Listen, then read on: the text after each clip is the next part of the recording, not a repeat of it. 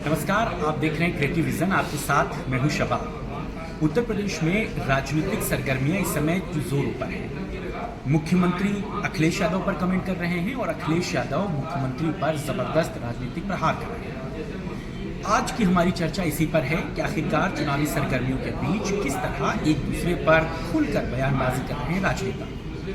असल में इसकी शुरुआत मुख्यमंत्री योगी आदित्यनाथ ने अपनी जनसभाओं में की, जब उन्होंने समाजवादी पार्टी को कभी औरंगजेब कहा, कभी उन्होंने ये कहा कि दो लड़कों की जोड़ी उत्तर प्रदेश को लूटने आई। मुख्यमंत्री योगी आदित्यनाथ लगातार अपनी जनसभाओं में समाजवादी पार्टी के सुप्रीमो अखिलेश यादव और कांग्रेस के राहुल गांधी पर टिप्पणी कर रहे थे। हालांकि इन सब के बीच में आज अखिलेश यादव ने प्रेस कॉन्फ्रेंस करके मुख्यमंत्री योगी आदित्यनाथ पर राजनीतिक कटाक्ष किया। अखिलेश यादव ने तो यहाँ तक कहा कि आप एक तरफ मेरी फोटो लगा लीजिए और एक तरफ मुख्यमंत्री की फोटो लगा लीजिए, आपको तस्वीर देखने से पता चल जाएगा कि अपराधी कौन है।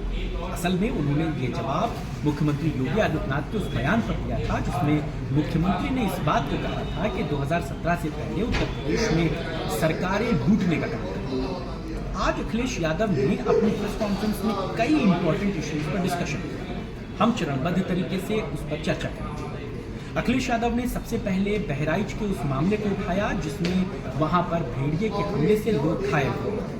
आज बहराइच के तमाम पीड़ित परिवार अखिलेश यादव से मिलने लखनऊ पहुंचे। अखिलेश यादव ने उन लोगों से बातचीत की और मीडिया के सामने ये बताया कि असल में सरकार जितने लोग पीड़ित हैं उन सभी को मुआवजा नहीं दे रही है। अखिलेश यादव ने कहा कि हम सरकार से मांग करते हैं कि जितने लोगों की इस घटना में जान जा रही है उन्हें 10 लाख रुपए का मुआवजा दिया जाना चाहिए, जबकि जो लोग घायल हैं उन्हें 1 लाख का मुआवजा दिया जाना चाहिए। इतना ही नहीं, सरकारी अफसर आंकड़ों में घपलेबाजी कर रहे हैं, वो ऊपर तक सही आंकड़े नहीं बता रहे। बहुत सारे ऐसे पीड़ित परिवार हैं जिनको मुआवजा नहीं मिल रहा है। अखिलेश यादव आज पूरी डिटेल के साथ प्रेस कॉन्फ्रेंस में मौजूद थे। इसके अलावा अखिलेश यादव ने मुख्यमंत्री योगी आदित्यनाथ पर कई तरह के कमेंट्स किए। उन्होंने कहा कि असल में लोकसभा चुनावों में मिली करारी शिकस्त के बाद भारतीय जनता पार्टी बेहद परेशान है, खासकर मुख्यमंत्री योगी आदित्यनाथ हड़बड़ाए हुए हैं, इसीलिए इस तरीके की बयानबाजी कर रहे हैं। ये बात साफ तौर से समझी जानी चाहिए कि उत्तर प्रदेश में कहने को बाई इलेक्शन होने वाले हैं और 27 के विधानसभा चुनाव में अभी समय है, लेकिन उत्तर प्रदेश में जो सियासी सरगर्मियां हैं वो चरम पर है। नेता एक दूसरे पर व्यक्तिगत टिप्पणियां कर रहे हैं और उसका नतीजा ये है कि लगातार उत्तर प्रदेश में जो सियासी गर्माहट है वो बनी हुई है। इस बात को साफ तौर से ऐसे भी समझा जाना चाहिए कि लोकसभा चुनावों के जो नतीजे समाजवादी पार्टी के लिए आए हैं वो उनके कॉन्फिडेंस लेवल को बढ़ाते हैं, वो उनके उत्साह को बढ़ाते हैं। केंद्र में वन नेशन वन इलेक्शन के प्रपोजल के कैबिनेट से पास होने के बाद अब इंतजार उसे शीतकालीन लोकसभा के सत्र में पेश किए जाने का है। आज जब अखिलेश यादव से प्रेस कॉन्फ्रेंस में इस बात को पूछा गया कि समाजवादी पार्टी का वन नेशन वन इलेक्शन पर क्या स्टैंड है, तो अखिलेश यादव ने इस बात पर चुटीले अंदाज में कहा कि असल में केंद्र सरकार देश से इलेक्शन कमीशन को ही खत्म करना चाहती है। उन्होंने कहा कि मान लीजिए एक साथ सारे चुनाव हो जाएंगे तो फिर उसके बाद इलेक्शन कमीशन क्या करेगा, भारत निर्वाचन आयोग के अधिकारी कर्मचारी क्या करेंगे। असल में सरकार इलेक्शन कमीशन को बंद कर देना चाहती है और सारे लोगों को एडहॉक कर देना चाहती है। अखिलेश यादव नहीं रुके, उन्होंने बीजेपी के उस बयान उसका भी जवाब दिया जिसमें भारतीय जनता पार्टी ये कह रही है कि असल में बार बार चुनाव होने से जो खर्चे बढ़ते हैं उसको मीट आउट करने के लिए, उसको कम करने के लिए देश में एक चुनाव की जरूरत है।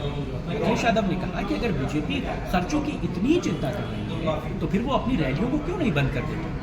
उनकी 4 रैलियों को बंद करने के बाद इतना पैसा बचाया जा सकता है कि इलेक्शन कमीशन के अफसरों को तनख्वाहें दी जा सकती। उन्होंने कहा कि ये एक बड़ी साजिश है और धीरे धीरे भारतीय जनता पार्टी एक चुनावी माहौल में लोगों का ध्यान भटकाने की कोशिश कर रही है।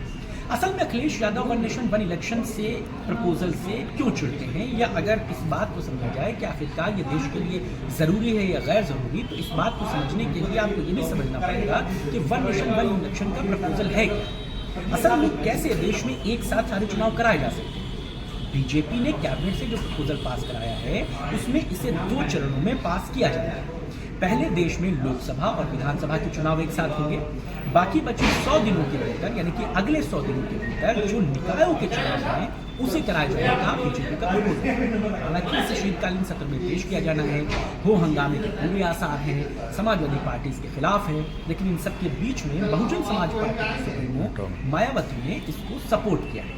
यानी कि उत्तर प्रदेश में देश की सियासत की धुरी घूम रही है और लगातार चर्चाओं पर बाजार गर्म है। नेता एक दूसरे पर कमेंट कर रहे हैं। आपको ये टिप्पणियां, ये विश्लेषण कैसा लगा, हमें कमेंट करके जरूर बताएं। नमस्कार।